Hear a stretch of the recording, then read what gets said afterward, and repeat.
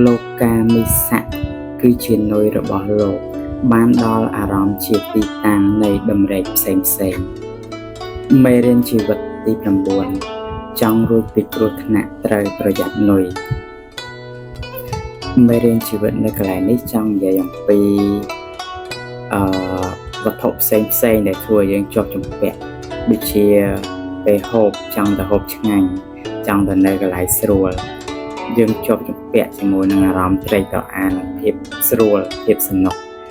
នៅអ្វីៗហ្នឹងធ្វើឲ្យយើងជាប់ជំពាក់ទៅដល់ពេលត្រូវស្លាប់ព្រឹកត្រូវធ្លាក់នរកបាត់ឬក៏កើតជាសត្វអីចឹងដូចជាសត្វឆ្មាឬក៏សត្វជ្រូកចឹងវាញ៉ាំវាសៀតតែឆ្អែតអីមិនខុសពីអ្នកដែលលោកលមោពេលដែលលមោខ្លាំងពេកទៅស្លាប់ទៅអាចកើតជាសត្វហ្នឹងមកបើនៅក្នុងជីវិតបច្ចុប្បន្នក៏មានពាក្យមួយគេចូលចិត្តនិយាយថាអ្នកក្លាហានមិនអាចឆ្លងកាត់ដំណាក់កាលស្អីស្អាតពីច្រើនយកស្អីស្អាតធ្វើជាធ្នាក់ធ្វើជាល្បិចដើម្បីបោកបញ្ឆោតយើងបើប្រៀបធៀបជាមួយសត្វត្រីវិញដូចជាសន្ទូចដូចជាបកាយដែលមានដោតនុយមើលពីក្រៅមកតំណងស៊ីតំណងញ៉ាំឲ្យទៅពេលខំព្រឹបជាប់នុយបាត់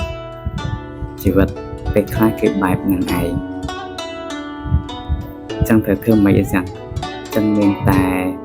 ព្យាយាមលះបង់កាត់បន្ថយការជួបជំពាក់បើសិនជាញ៉ាំបាយពេលខ្លះកុំញ៉ាំអស់ពេក